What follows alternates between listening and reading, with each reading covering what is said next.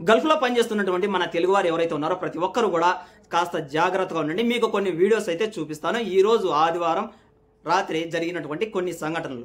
ఇది ఎక్కడో కాదు, నేను కూడా ఖతర్లో పనిచేస్తూ ఉంటాను. అది కూడా ఉఖైర్లో మా ఇంటిపైనే ఏ విధంగా మిజైల్స్ అయితే పేలుతూ ఉన్నాయో చూశారు కదా.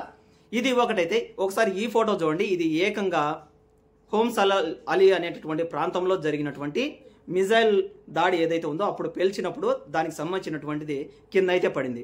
ఇక్కడ మరొక ట్విస్ట్ ఏంటంటే అక్కడ పనిచేస్తున్నటువంటి మన తెలుగు డ్రైవరు చాలా అదృష్టవంతుడు.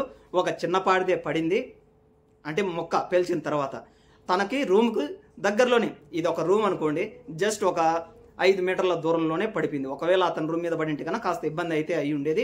ఏదేమైనప్పటికీ మీకు ఇక్కడ ఏదైతే చూపిస్తున్నానో అక్కడ సంబంధించినటువంటి చిన్న చిన్న మొక్కలు, అదేవిధంగా పెద్దగా ఏదైతే కనిపిస్తుందో ఇది ఒక చిన్నపాటి మిజైల్ మాత్రమే.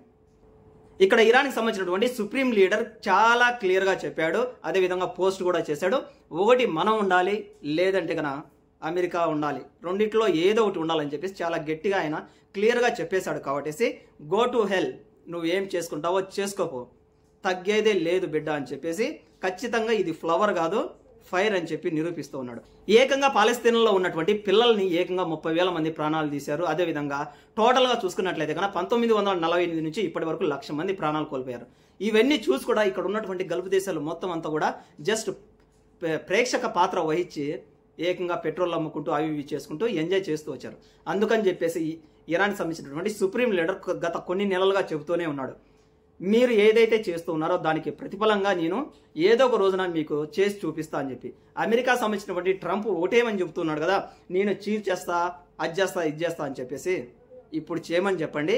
ఏకంగా అమెరికాకు సంబంధించినటువంటి సుప్రీం లీడరే కాదు, సుప్రీం లీడర్ అని ఫీల్ అవుతున్నారు కదా ట్రంప్ గారు, ట్రంప్ కాళ్ళ కింద కూడా వణుకుతూ ఉంది.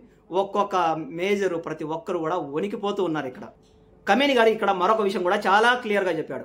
ఇక్కడ కేవలం నేను ఎవరిని, ఇజ్రాయెల్ అనే కాదు, అమెరికాకు సంబంధించినటువంటి వాళ్ళు ఎక్కడెక్కడ ఉంటారో మొత్తం గల్ఫ్ వ్యాప్తంగా ఏ ఒక్కరిని కూడా వదలమని. అంటే ఇక్కడ నార్మల్ పర్సన్స్ కూడా వస్తారు, అమెరికాకు సంబంధించిన పర్సన్స్ కావచ్చు, అమెరికాకు సంబంధించినటువంటి ఆర్మీ కావచ్చు, ప్రతి ఒక్కరిని కూడా ఏర్లతో సహా పీకేస్తానని చెప్పి గట్టిగా అయితే కూర్చున్నాడు. ఈయన ఒకటే మాట చెబుతూ ఉన్నాడు, అసలు నేను వదిలేది లేదు, వెనక్కి వెళ్ళేది లేదని. అందుకని న్యూస్ ఛానల్లో వచ్చేటటువంటి ప్రతి ఒక్క మాట కూడా మీరు నమ్మేసి ఇది ఒక రోజులో ఆగిపోతుంది, 2 రోజులు ఆగిపోతుంది అనేటటువంటి ఆలోచనతో ఉండకండి. ఇది నేను మళ్ళీ క్లియర్గా చెప్తున్నాను, ఇది సంవత్సరం కాదు, 2 సంవత్సరాలు కాదు. ఎప్పటి వరకు అమెరికా ఇరాన్ దగ్గరికి వెళ్ళి బాబు నీకు దండం పెడతా, యుద్ధం ఆపు అనేటంత వరకు ఇది జరుగుతూనే ఉంటుంది. ఆల్రెడీ ఇజ్రాయెల్ సంబంధించినటువంటి నెతన్యాహు కూడా ఇక్కడ క్లియర్గా చెప్పేశాడు, మేము ఇరాన్తో దీర్ఘకాలికంగా యుద్ధం చేయాలని మాకు లేదు అని చెప్పేసి భయపడి ఒక స్టేట్మెంట్ కూడా ఇచ్చాడు. మీరే వింటారు త్వరలో ఇరాన్దే విజయం అని. వీడియో చూస్తున్నటువంటి మీకు కూడా ఒక విషయం అయితే తెలియదేమో, ఏకంగా ఇరాన్ 8 సంవత్సరాల పాటు ఒక దేశంతో యుద్ధం చేసింది. అది కూడా 5 మంది సపోర్ట్ ఇచ్చినప్పటికి కూడా ఇరాన్ గెలవలేకపోయింది 8 సంవత్సరాల పాటు. ఆ దేశం ఏదో తెలుసా? ఇరాక్. అవును, ఇరాక్ ఏకంగా 8 సంవత్సరాల పాటు సపోర్ట్ ఇచ్చినప్పటికి కూడా 5 దేశాలు ఇరాన్ని గెలవలేకపోయాయి. 8 లక్షల మంది సైన్యం, భిన్నమైనటువంటి మిజైల్స్, ఫతా 1, ఫతా 2, జెబిల్, ఇలా ఒక్కోటి చెప్పుకుంటే పోతే కన్నా బొచ్చడు ఉన్నాయి. కాబట్టి ఇరాన్ ఇక్కడ లొంగదు. ఇప్పుడు అమెరికాకు సంబంధించినటువంటి ప్రెసిడెంట్ కూడా అనుకునేది ఏంటంటే కన్నా, నేను ఆఫ్ఘనిస్తాన్ కొట్టేశాను, సిరియాను కొట్టేశాను అంటే కన్నా ఇక్కడ బాబు ఇది ఆఫ్ఘనిస్తాన్ కాదు, సిరియా కాదు, అసలు ఇరాన్ అంటే ఎంత ఉంటుందో తెలుసా? ఏకంగా బ్రిటన్కి సంబంధించినటువంటి దేశం ఏదైతే ఉందో అటువంటి 8 కలిపితే ఒక ఇరాన్. అటువంటి ఇరాన్ని ఏకంగా నాశనం చేయడం అన్నది ఇక్కడ 100కి 100 పాళ్ళు ఇంపాసిబుల్. మళ్ళీ కూడా చెప్తున్నాను, ఇరాన్లో ఉన్నటువంటి న్యూక్లియర్ సైట్స్కి ఎటువంటి ఇబ్బంది లేదు. ఎన్ని వేసినా కూడా Iran is safe. Have a nice day. By by.